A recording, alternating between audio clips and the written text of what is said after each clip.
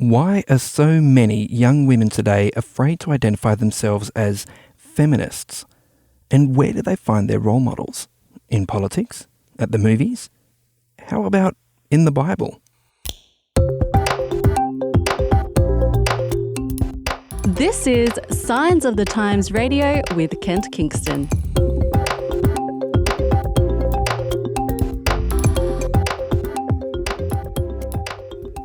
Hey, it's great to have you back for another week of Signs of the Times Radio. And on the phone with me from Melbourne, wintry, shutdown Melbourne, is Kapungwe Besa. Do you prefer Kapungwe or Ke? Either or, but you've done pretty well pronouncing my name, so I'm pretty proud. Okay, so Kapungwe for those who are in the sort of advanced leagues, and for the, just the average Joe, just Ke, hey, K-E, that's it. That's correct.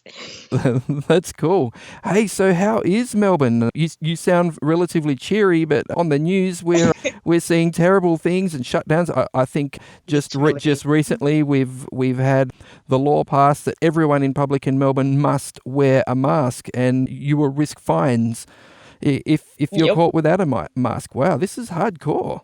Yeah, it's a bit of madness outside. I'm trying my best not to consume too much news, because every time I open news or anything, even social media now, it's just bombarded with what's happening outside. But yeah, I'm chill. My area, they don't we follow the rules, but we're not that strict in the sense of we're not that, what's the word? Panicky about everything that's happening. So I think just the biggest mentality is just to be calm and just follow what the government's telling you. I think that's the biggest way, and just to stay safe. So that's what I'm trying to do, try to stay isolated and avoid the chaos, basically. Right. So you do realise you just confessed to, all our listeners on Faith FM all over Australia, and not to mention all our podcast listeners, that, the police are listening in, and now they know that, where are you? Is it Dandenong Ranges? No, I'm in Chirnside Park, so Lilydale area. Oh, Chirnside Park. I used to live in Chirnside Park, Circle Ridge, right on top of the hill there. There you go. So now we know that Chirnside Park is slack with lockdown, and the cops need to get around there and start handing out some fines and get you people in line.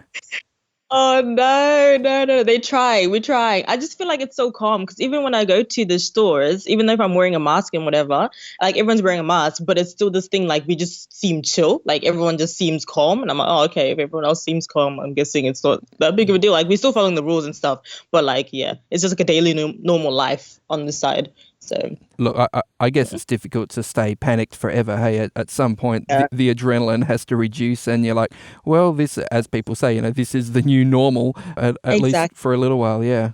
Yeah. So we're getting used to the fact that we're living in this time, basically. So yeah. Yeah. Now, Ke, you wrote a great article for us, actually the front cover article for the Signs of the Times magazine. It's entitled Wonder Women of the Bible, which is, an interesting sort of crossover kind of title, and it does sort of make you ask questions. So obviously your focus is on women and women's experience. But I guess my question, just to kick off, as a person who's, a generation older than you, seriously, Kapungwe Besa, do girls today really still face sexism, or is any complaint about, oh, I'm not being treated right, you're being mean to me because I'm a girl, is that just whinging? Seriously. That is a very deep question. The first question. But I think we do, to an extent. I think it's not as bad as it was. Of course, now we're getting more breakthroughs and seeing more females in positions of, CEOs and positions of higher rankings. But I still think if you look outside, most of our politicians are male. If you look outside, most of our CEOs or most of our bosses are males. So it's this thing where, even where I work, most of my bosses are males. So it's this thing where, yes, we do get our voices heard, but we're not the ones making the big changes. We're not the ones up there. So I think it's not as big of a stigma. I don't think that we're getting shut down as much as we did before for ideas and speaking out, but it's still a thing in the air, if that makes sense. Right. Okay. So yes, there have been improvements, but it's not like equality has been achieved as yet. That's basically what you're saying. Yeah. Yeah. Okay. Okay. Then here's another loaded question these days, and I find it really interesting to ask younger women this. Yeah, just because of the sort of perceptions that are around. Do you consider yourself a feminist? Oh my gosh. Well, I know this is going to hurt a lot of hearts, but no. Oh, really? Okay. Um, no. And why Okay. is that? Because it's interesting you say that because I think increasingly a lot of young women today don't identify strongly with feminism. I mean, you've just been talking to me about equality and how women should have equality. I mean, to my mind, that's feminist. That's a feminist statement. But then you say you don't Yeah. identify as a feminist. So what's the problem? Where's the issue for you? Yeah, so okay, for me, the way the world, I don't want to put this as world, but the way culture and social media and just how the internet has put feminism, it's more of a statement where I have to be, or woman has to be above a man, or a woman has to either procure the same position as a man or greater than, or the fact that a man's role lessens me as a person. But I'm more of the sense where we can, like, I know where I belong, like, and because you say the man is my boss, it doesn't mean that it removes my stance on where I am in that workplace as well. I feel like it doesn't have to be a fighting force. Like, we don't have to be going toe to toe or head to head on being above the other. We all have a part to play, and it's okay to play it and not be ahead of the other person, if that makes sense. Okay, I'm okay. just trying to make myself addressed Yeah, right. yeah. No, sure, sure. So it seems like the sort of militant feminism that perhaps, sometimes we Yeah. see is something that doesn't work for you, or this sense of a competitive feminism that says a woman's advantage, has to be won, at the expense of crushing a man. Yeah. You don't, yeah, you don't identify with that. I guess what I would say to that is that, well, look, there are varieties of feminism. There's a continuum of feminism, and perhaps, if you were to, look into it more carefully, you might actually find yourself, very genuinely a feminist, but perhaps not at that more extreme militant Mm. end. Yeah. But hey, look, we're not here to discuss gender theory. Well, maybe we are. Yeah. I mean, so these days, you say you're trying to stay away from the media lately, but your article, goes into movies and particularly Yeah. movies where women are heroes and superheroes. How are Mm. women presented in the media today, and do you see that changing? That's a good question. Yeah, I think in most, okay, so when I'm speaking media, I'm speaking like TV, music. Yeah, yeah. What else do we have here? Yeah.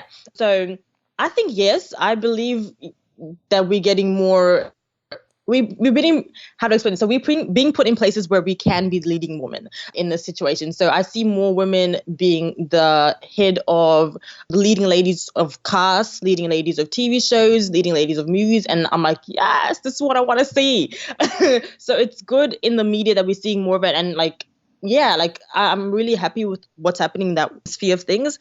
But it's kind of divided, isn't it, Care? I mean, I Yeah. recently, here I am in my mid-40s, finally got around to sort of getting involved in Instagram because that's where all the action. I mean, of course, all the kids have now Hmm. moved to TikTok, so I've missed that boat. But, so one social media generation behind. But nevertheless, Instagram, I mean, Mm.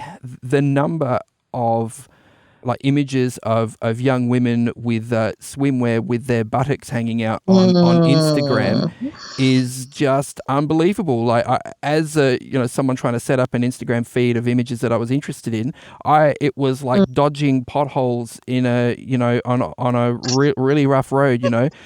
Everywhere these sexualized images of women, in particular young Yeah. women. So it's interesting that you say that. Well, yeah, we see women in leading roles more and more, but it still seems that there is this image of the sexualized woman that is still Mhm. very much with us in the media. We are a very visual culture, and Mhm. it's a very hypersexualized culture. No, that's so true. And in regards to that, I think now that we've, because sometimes the images that are on Instagram stuff, they're not posted by men, they're posted by females themselves. Mm. So at the same time, now that we have the power, we need to take control of the narrative.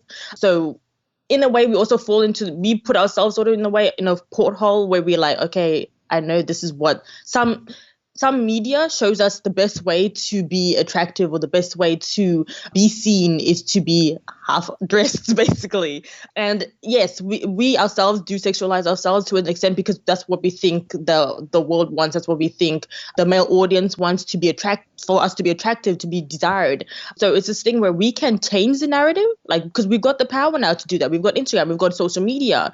We can change the power and change the voice of us as females, but it's in our hands. So I can't tell the next girl to be like, hey, put on more clothes, because, she's an individual and gets to make her own choices and stuff. So yeah, it's a bit of an oxymoron sometimes in how we do things and what we see. So yeah, I totally understand where you're coming from. Yeah. Look, it is a really difficult and complex issue, and I'm certainly aware that even within feminism, there's a massive argument. I mean, as you say, women are individuals; they have a right to present themselves as they want, and if that is, hey, I'm attractive, I'm sexy, that's part of who I am, then some see that as empowerment, some see that as objectification and depowerment. So look, the jury's way out on that. It's really complex. We probably won't solve it today. So who are your heroes, Kapungwe? Like, as you look in the media, as you read, even the people around you, fiction, news, who are the women you're looking up to, the role models that you're like, yeah, you make me see what is possible. I want to be like you. Oh, this is going to sound so cliche. Don't say, you're going to say your mum. Yeah, no, a lot of people say that, but why is it? What's special about your mum? What's heroic about your mum? I just think like she's been through a lot, like I think it's only a realization now that I'm away from home and actually being able to see what my mom has actually done for her kids, because we are an immigrant family and we moved literally our whole lives. We've been basically moving around. But for my mom, it was this thing where she had to leave her whole family, because we first moved to South Africa from our home country, which is Zambia. And so she moved from Zambia to South Africa and then moved again to England to try to find like a better housing or situation for us. And then, of course, didn't like England. So then moved to Australia. And it's this thing I realize now that my mom is so far away from her actual family, where everyone else, like in Australia, I see everyone, they can go and see their grandparents, they can go and see their aunts. And I'm like, my mom doesn't have that support system, but she's been able to move around and do all this for us. And like disregard, like, because she does face challenges and stuff, but at the same time, she knows that there's a goal and a reason for why she's moving. And it's us, her kids. So it's this thing where I just totally respect her for that, because I'm like, thinking like, could I do that? Could I leave my family? Like, I'm scared. Like, I've just moved out now. And I'm like, I want to go home. But at the same time, she's been able to literally move continents, like hours and like flights away from her family. I'm like, yeah, I couldn't even envision that. So I'm like, I'm total respect for my mom, and my dad, of course, but my mom, Yeah. No, sure. I totally get it. Yeah, it is a really inspirational, isn't it? When you see someone who's been through a lot of hard stuff, who's made a lot of hard decisions, and you're like, wow, how did you do that? How did you survive that? What strength of character, is behind that? And yeah, you want to learn from it, and you're strengthened by it, I guess. Yeah, exactly. Like you see that, okay, if she can do that, then she's empowered me to see from her, like her experiences, to be able to do the same if I need to. So, yeah. Yeah. So Claire, in your article, you look at Wonder Women of the Bible, but your sort of jumping off point for that, your springboard for that is a couple of female superheroes, in particular, Wonder Woman and also the Black Widow. These are movies that are coming out later this year. What is it about these two characters that really grabbed you, that, made you think, wow, here's a strong sort of, role model for women and girls? Oh, okay. So with Wonder Woman, it's just this thing of, like, in the sense with the same story with my mom, like leaving all leaving all you've been around and traveling to a whole new world, but then being able to make a change and being able to be a voice. And it's okay to do that. It's okay to leave what you know and travel and make change. I think that was the biggest thing for me with Wonder Woman. And then when it comes to Black Widow, it's her history. I think the things that we don't really know much about who she was before we know her as Black Widow, but then to actually dig into her history and knowing that she's come from pretty much an orphanage. She was pretty much sent away from her home and put into a place where she was trained up, didn't really have any connections to family and stuff. But then through that and through her experiences, through her knowledge, she was able to overcome her situation and be better and use all her skills for good. And I think we don't really get the hero story. Like there's this thing where everybody that is a hero, everybody that we see that is in power in today's world comes from good pastures, whereas people can actually you're allowed to come from the bad, the worst of the worst, and redeem yourself. You're allowed to have a story that's not necessarily appealing, but actually still be able to do something that changes the world and allowed to have your voice be heard. I think that's the biggest thing with Black Widow for me at this point anyway, from hearing her story. Right. So I'm excited to see her movie. I'm excited to hear her backstory, like in film. Yeah, and it is a backstory, isn't it? I mean, Yeah. Black Widow is a part of the Marvel's Avengers series. Is that right? Yes. Yeah. Okay. Look, my boys are like totally into this. I'm a little bit on the fringe. I've seen a few of the movies, but not totally my thing. But a thing that seems to have come up again and again with the Avengers series is that people are interested in seeing, what is the origin story of some of these characters. And so they did that with Wolverine. They did it with Thor, I think. They, did it with a number of those. Captain America did it with a number of those characters. And even Black Panther, obviously, a couple of years back, that was a big deal. But now the Black Widow, Natasha Romanoff. So, and as you say, I mean, this is a pretty rough origin story. Like, here's this girl, like, taken to basically be brainwashed and turned into some sort of assassin. And as you say, she manages to overcome that. And does seem to be that spark of good that remains in her despite all the, let's face it, basically abuse that she endures. That says something about human nature, doesn't it? That there is this sort of spark of good. There is this sort of divine spark in all of us, despite the suffering we might go through. Yeah. No, so true. Because as you were talking, I was remembering basically her full story and the 180 it took, because from just like how you said her background, and then also to see how she actually, if people have watched the latest Avengers, I don't want to spoil it for anyone, but how she passes away. And it's like, wow, for someone who had to be so selfish in her job before, to be someone so selfless at the end, it's just amazing to see how in us as humans, we all have an element of selflessness. There's always going to be some person in our lives who we want to sacrifice it all for.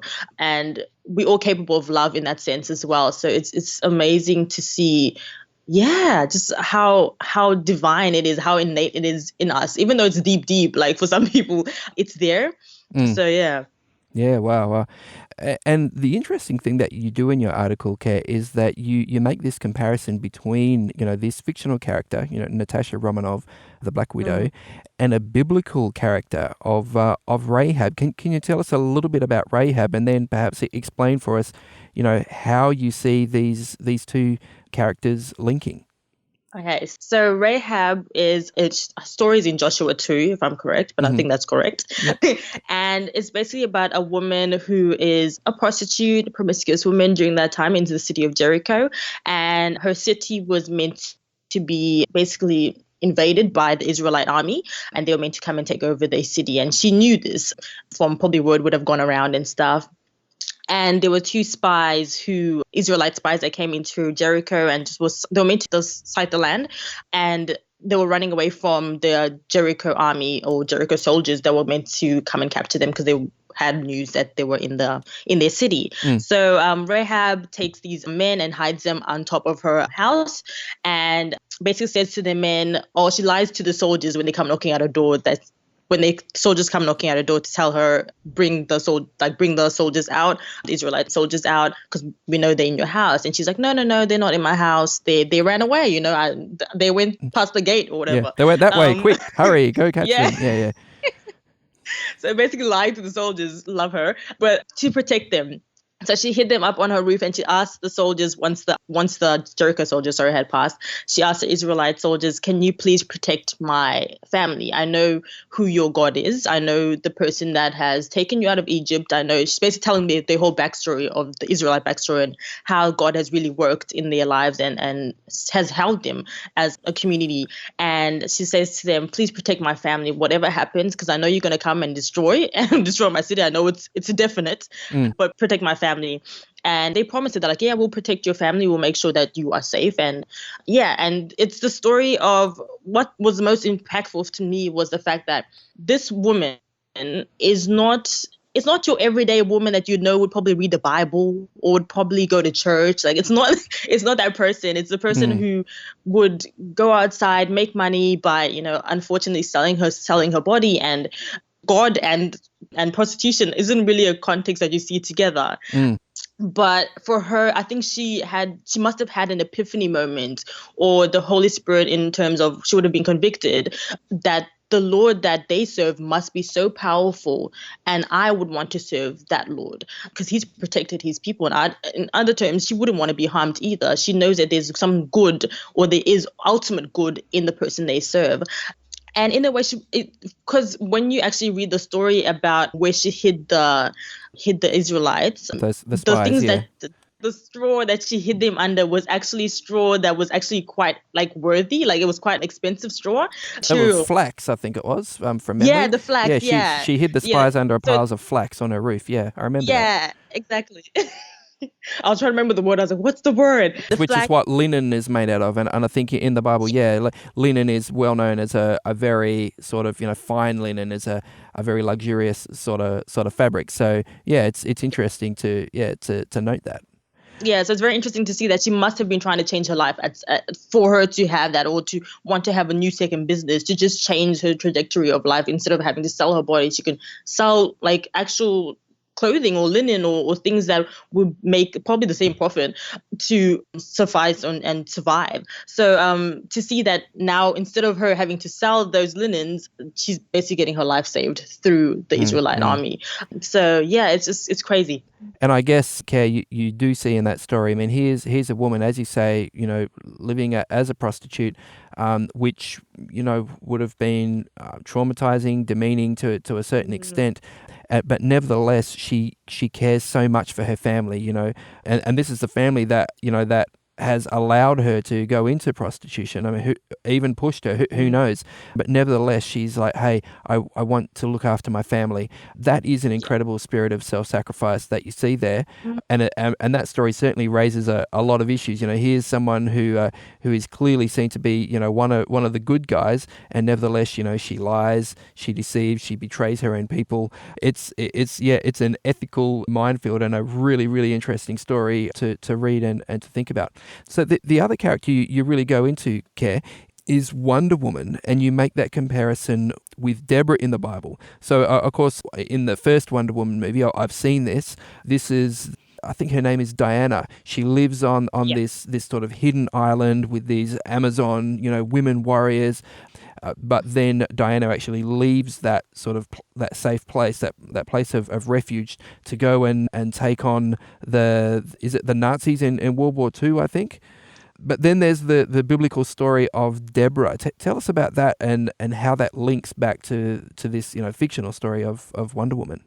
So Deborah is a judge in the Israelites. Basically, how to say this? Like, she was an Israelite, but she was a judge in a situation where the Israelites didn't have kings. They needed judges to rule over them, to just basically keep order and stuff like that. But during her time, majority of the people that were in charge were males, and she couldn't fight. She wasn't an army-led person. She wasn't anyone who had those skills. So she had to enlist someone who could help her defeat an evil general, an evil king who was attacking her people, basically. And through that, through her general, she was able to defeat the evil people. They were called the Caesarea, and the guy was called Caesarea. Sisera, and then also, is that, how do I say it? I think it's Sisera, but I could be wrong. Sisera. No, I think you're correct. That's correct. because my pronunciations are not great half the time. Oh, look, Cicera. I don't think it really matters. Who knows? Neither of us were there, Care. True, but yeah, basically she's trying to get rid of an oppressive general from I think it was a different nation. And so she ends up with the help of an enlisted warrior she called Barak. Mm-hmm. Anybody know name Barak? But anyway, but yeah, so he comes and he helps defeat this oppressive general, and then eventually the king of this oppressive general also gets killed eventually, thankfully by a woman, but it is what it is. And basically with her, I think the biggest story for me was she was in the same situation with Diana. She was in a situation where she was thrown into a war, she had to fight a war that was oppressing people, not only, but for Diana was people that were not her own tribe, but for Deborah, it was people of her tribe. So it would have been more close to home. But yeah, so standing up for people who were being oppressed, standing up for people who didn't know how else to, didn't have any other means to fight. And they couldn't really see a peace coming out of the situation for both those situations. But then both these women have been able to enlist men because they knew they were living in a world of majority men, and enlist someone who can help move forward their agenda, but their good cause. But in both these cases, I guess, Care, you're looking at women taking very clearly a role of leadership. It's really interesting to read the story of Deborah in the Bible that, these men are saying, oh, please, help us, please lead us. And she's just rolling her eyes going, oh my goodness, you men are hopeless. And, she just, she has to step up. She has to organize stuff. She has to make it happen because if she doesn't, no one will. And it's really, really quite a fascinating story to check out. And look, I'd certainly, recommend our readers do that. So look, we are pretty much out of time, Care, but just before we go, given all this, the Bible, the people you admire, the role of women today, try to project yourself forward a few years when perhaps, you have kids of your own, I guess particularly girls. What messages will you be giving your daughters about their role and their potential as they, come to discover their identity and look to their future? Wow. I think the biggest message I probably would want to tell my daughters is know who your father is. I don't know, for girls that are Christian anyway, I think knowing who your father is in heaven, so knowing who God is, will make you recognize your worth in the sense where you are a daughter of Christ. You are a woman who has been bought at an unmeasurable price. You are someone who is worth living. You are someone who is worth fighting for. You are a voice for the voiceless. There's a lot, it's very compounded, but I think there's a lot that comes from knowing who your creator is. There's a lot coming from who is above you, and then being that reflection. So I guess if your father is the king of the universe, then that makes you a cosmic princess. You know what I mean? That's wow. That's something to take pride in, but there's also responsibility there, isn't there? Mm-hmm. Exactly. Yeah. So identity. Yeah. So really key. And anything else, just as we finish off? So I just want to let them know that they're loved and that you don't have to conform. You don't have to. Yeah, it's a big thing because you don't really think 5 years ahead. But yeah, I just want them to know that they're loved and that they're cared for and that you have a voice. Don't let anyone ever diminish that.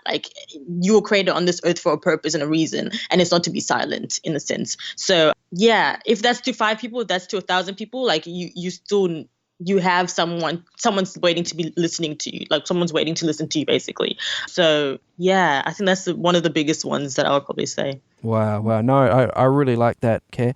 So yeah, thanks so much for writing this article for us in Signs of the Times magazine, and thanks so much for being a part of Signs Radio today.